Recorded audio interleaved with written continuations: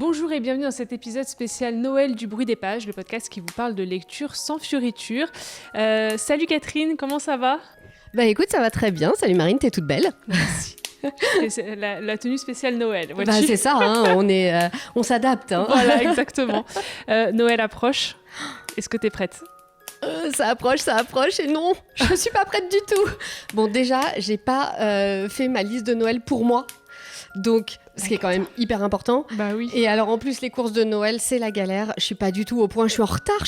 Bon, je te rassure, je suis dans le même bateau, mais on va s'aider. Ouais. On va se serrer les coudes et je pense qu'on va y arriver, ok ? Oui, on va y arriver. Et puis d'ailleurs, je suis peut-être pas la seule. Hein. Peut-être que vous aussi, vous êtes dans la même situation, vous avez pris un peu de retard. Alors écoutez, on va s'y mettre tous ensemble. Nous, on a réfléchi à quelques petits conseils de livres à offrir à votre papa, votre maman, votre frère ou sœur, ou vos neveux ou nièces.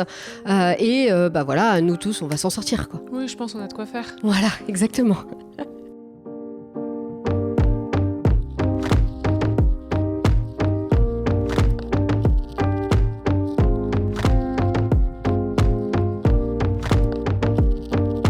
Déjà, on commence avec toi, Catherine. Qu'est-ce que tu nous conseilles ? Alors, moi, je commencerai par mon gros coup de cœur de l'année, la carte postale d'Anne Berest.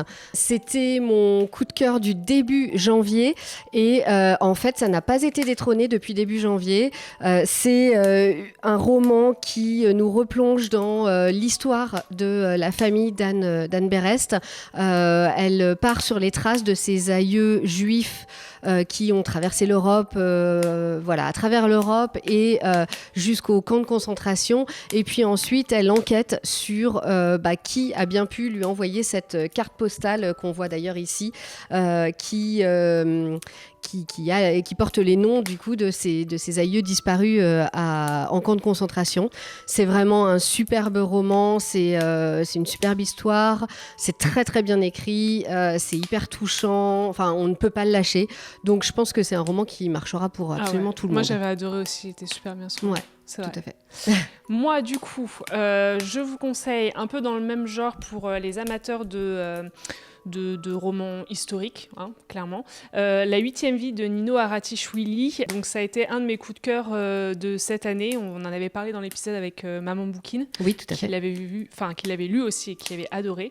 Ça c'est un gros pavé qui retrace la vie d'une famille en Géorgie sur à peu près un siècle, parce que ça commence en 1917. Ça va jusqu'au début des années 2000. Donc voilà, l'histoire de toutes ces femmes qui composent cette famille. Donc évidemment, ça traverse tous les problèmes de l'Empire soviétique jusqu'à presque aujourd'hui. Donc ça fait écho évidemment à ce qui se passe en ce moment avec la guerre en Ukraine. C'est pas un livre qui est facile à lire dans le sens où il y a des passages qui sont quand même assez durs. Il y a beaucoup de recherches historiques. Donc voilà, il faut aimer ça, mais moi je vous le conseille et surtout je vous conseille de l'offrir à tous les gens qui aiment les romans historiques et avec ça ils vont se régaler. Et qui n'auraient pas peur d'un gros pavé. Et qui n'auraient pas peur d'un gros pavé parce qu'il fait 1000 pages. Voilà. Donc quand même, faut être prêt. Alors moi, je reviens aussi sur le Lys de Brooklyn. Je l'ai lu pendant cet été caniculaire et en fait, je trouve que c'est un livre qui serait très adapté pour des bonnes soirées au coin du feu. Je trouve qu'en fait, c'est plutôt un livre d'hiver. Donc voilà, je le conseille. C'est un très joli roman d'apprentissage qui suit l'histoire d'une fillette, Francie, dans le Brooklyn des années 1910-1920, avec toute sa famille autour, ses parents, son frère, ses tantes. C'est une superbe galerie de personnages. C'est un livre hyper... vraiment très chouette, très doudou, comme j'avais dit d'ailleurs. Et donc, je pense que, pareil, et un peu historique aussi. Donc, voilà, je pense que ça peut plaire à énormément de gens et c'est parfait pour l'hiver, pour les soirées au coin du feu. On prend note.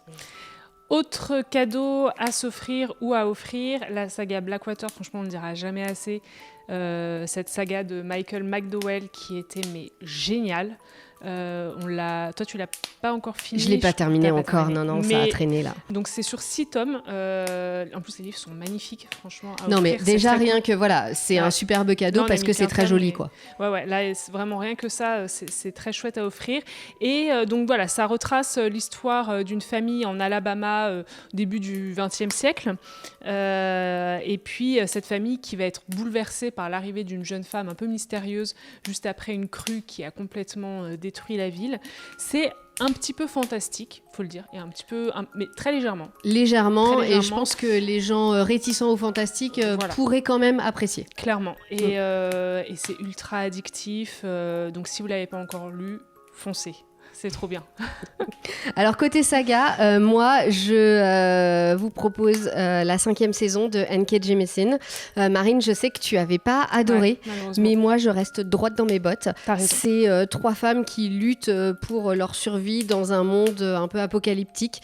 Moi, ça m'a accroché complètement. C'est en 3 tomes, donc vous pouvez offrir le premier et puis voilà. Ou les 3, enfin, c'est pas une trop grosse saga. Et pour ceux qui aiment la SF, c'est top, quoi. Enfin, moi, en tout cas, je trouve. Mais je sais qu'il y a beaucoup d'avis positifs sur ce roman, c'est juste moi qui n'ai pas accroché. Voilà, donc, allez-y, faites confiance à Catherine. Et puis, je voulais revenir sur un roman qu'on vous avait... Enfin, d'ailleurs, une autre saga, historique aussi, dont on vous avait parlé dans notre épisode, d'ailleurs, de Noël de l'an dernier. C'est 1000 femmes blanches. Donc ça, c'est la saga qui existe depuis un moment. Il y en a 3 tomes. Eh bien... Si vous avez suivi nos conseils il y a un an, que vous avez lu la saga et que vous êtes complètement fou de ces personnages, de Maydod, de ses copines, eh bien sachez que c'est pas fini. Très bonne nouvelle, je viens de découvrir que l'auteur Jim Fergus venait de sortir un nouveau roman qui s'appelle May et Chance. Ça suit le personnage de Maydod qui avait été échangée pour être femme d'un chef de tribu indienne, Cheyenne si je ne me trompe pas, et qui avait du coup assisté à la fin un peu de l'extermination des Indiens d'Amérique par les Américains. La saga était géniale, je suis sûre que May et Chance c'est trop bien. Moi en tout cas c'est sur ma liste de Noël, même si je ne l'ai pas vraiment faite, ça c'est déjà dessus. Bah voilà, t'as déjà ça. Oui, c'est pas vrai. mal. On a failli les oublier, mais pour les fans de mythologie grecque, évidemment, on ne peut que vous recommander les livres de Madeline Miller. Donc là, on a Circé et Le Chant d'Achille, 2 livres qu'on avait adorés. On vous en avait parlé dans l'épisode spécial mythologie grecque. Donc Circé qui retrace la vie de la fameuse magicienne, et puis Le Chant d'Achille qui, lui, se concentre sur la jeunesse d'Achille, son histoire d'amour avec Patrocle. Tiens. Salut toi. Et du coup, voilà, nous on avait adoré ces 2 romans, chacune un peu avec son préféré. Non, oui. Bon, en général, il y a un peu bataille entre qui est le meilleur, Circé ou Le Chant d'Achille. Moi, j'avais préféré Circé. Il y en a qui ont préféré Le Chant d'Achille. Bon, peut-être que vous pouvez offrir Circé à quelqu'un et Le Chant d'Achille à quelqu'un d'autre et leur demander de décider qui préfère quoi. Voilà. Mais en tout cas, 2 romans vraiment très très chouettes qu'on avait adorés. Et sur toujours la mythologie, moi j'avais adoré A Thousand Ships de Natalie Haynes qui nous retraçait la guerre de Troie, mais du point de vue de toutes les femmes qui y ont pris part. Malheureusement, il est toujours pas traduit en français. Donc ce sera plutôt pour des amis ou familles anglophones ou qui n'ont pas peur de lire en anglais. Moi, j'avais adoré ce roman. Et d'ailleurs, j'ai vu aussi que Natalie Haynes venait de sortir un nouveau roman qui s'appelle Stone Blind et qui parle de méduses cette fois-ci. Donc on peut aussi continuer dans la lancée, mais ce sera aussi en anglais du coup. C'est bien, tu vois, tu fais ta liste en même temps. Voilà. C'est ça. On te voit venir. Sinon, on a aussi, si vous voulez, des cadeaux livres un peu plus originaux. Évidemment, il y a les fameuses éditions collector de Noël. Qui marchent très bien à Noël toujours. Surtout chez moi. Voilà, je me fais avoir à chaque fois.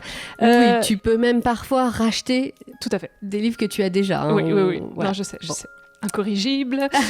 Donc évidemment, cette année, les maisons d'édition ne font pas d'exception. Il y a 10-18 qui a sorti une édition collector pour Apérogon, dont on vous avait parlé dans, je ne sais plus, il y a longtemps. Il y a très longtemps, mais on avait adoré ce roman qui retrace l'histoire de deux pères, un palestinien et un israélien, voilà. Qui ont tous les deux perdu un enfant et qui essayent de recréer le dialogue entre les deux communautés. C'est ça. C'était très beau et très original comme roman. Ouais. Et d'ailleurs, pour info, je l'avais offert à mon beau-père pour son anniversaire l'année dernière et il a adoré. Voilà. Donc, s'il y a une personne en plus qui est convaincue, valeur sûre, il a adoré. Et donc, 10-18 a sorti une nouvelle collection poche avec des couvertures absolument magnifiques, créées par des artistes. Donc, Apérogon fait partie de la liste des romans qui sont sortis dans cette collection. Et évidemment, l'indétrônable Orgueil et Préjugés. Un classique qui a je ne sais combien d'éditions. Moi, c'est une très vieille que j'ai là, mais la nouvelle est aussi très très belle. On ne la présente plus évidemment, Orgueil et Préjugés de Jane Austen. Ouais. Et d'ailleurs, petit aparté, mais en parlant de Jane Austen et d'Orgueil et Préjugés, on peut parler du livre Cherche et trouve, Où est Lizzie, qui est sorti il n'y a pas très très longtemps, qui est fait par d'ailleurs les copines de Adapte-moi si tu peux, du podcast. Donc c'est Victoire Boquillon et Pascal Charpenay, et c'est illustré par Jenna Lynn-Brooke. Et du coup, c'est un peu comme sur le modèle de Où est Charlie. Vous avez un côté Lizzie et un côté Darcy. C'est super joli. C'est un très joli livre un peu ludique à offrir. Voilà, par exemple. Dans les éditions aussi collector, je reviens juste sur cette magnifique édition des 7 sœurs qui est publiée, de Lucinda Riley, qui est publiée chez Charleston. Une saga qu'on ne présente plus, mais qui a son petit succès. Là, ils ont sorti le premier tome dans cette édition. Qui est trop belle. Qui est vraiment très, très chouette. Moi, je ne l'ai pas encore lu. Moi non plus. Mais franchement, une édition pareille, ça donne envie. C'est exactement ce que je me suis dit. Donc moi, je l'ai dans cette édition-là. Je vais pouvoir commencer avec ce premier tome.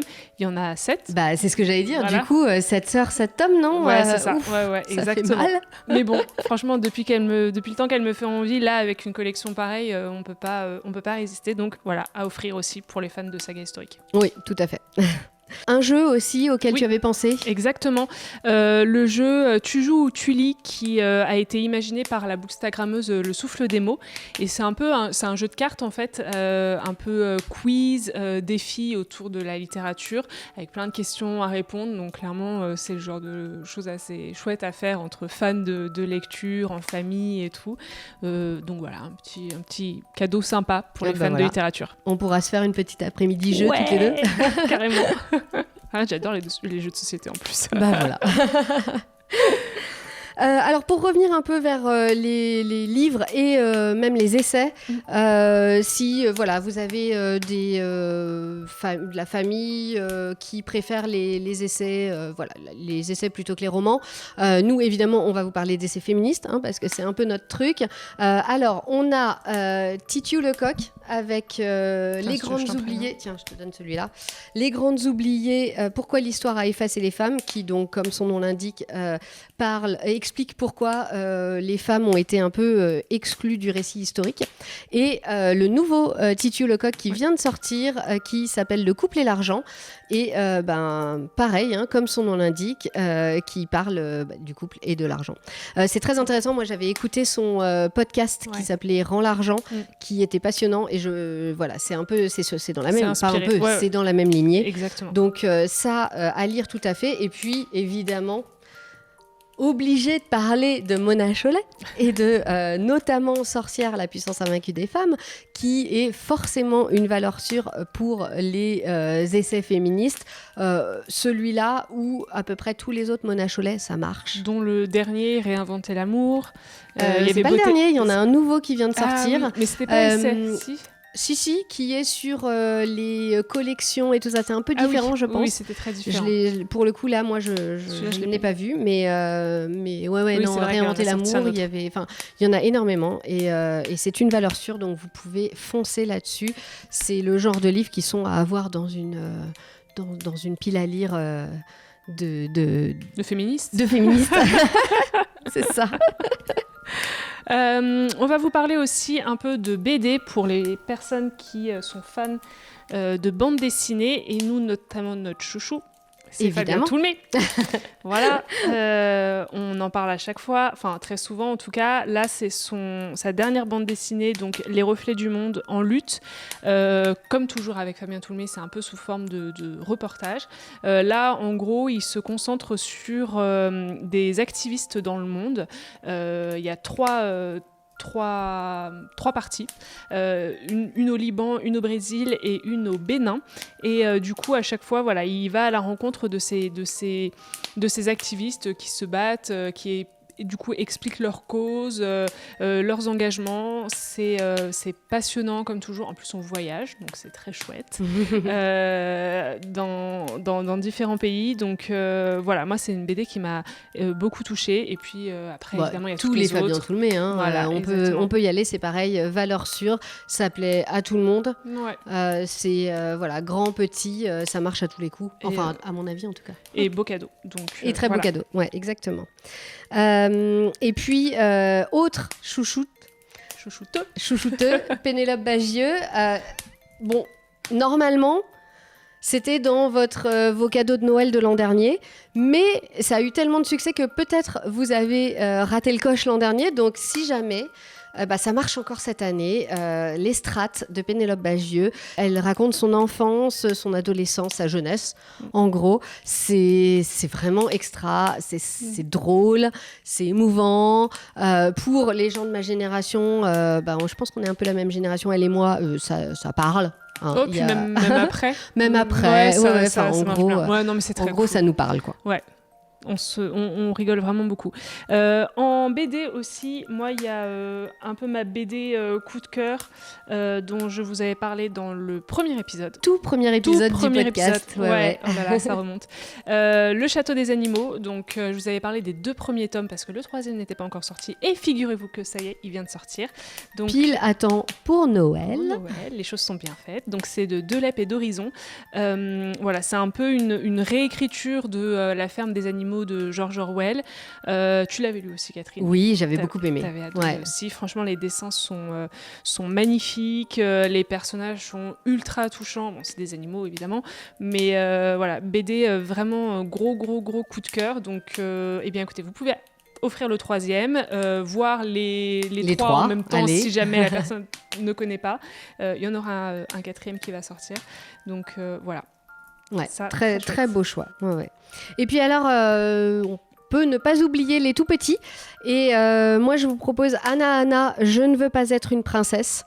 Alors ça, moi, je ne l'ai pas lu, mais c'est ma copine Manu qui m'a dit « Il faut absolument que tu en parles, c'est trop bien ». Elle m'a dit « C'est le Sorcière de Mona Chollet pour les 4-7 ans ». Donc voilà, parfait. Je crois que ça dit tout. Et puis de toute façon, je crois que Anna, c'est vraiment une valeur sûre pour les petits qui, d'après ce que j'ai compris autour de moi, adorent tous. Donc n'importe quel Anna, mais celui-là en particulier, il est dans la veine de ce qu'on vous propose, donc je pense que ça peut être bien. Bon bah voilà, c'est vrai, il ne faut jamais oublier les enfants non plus.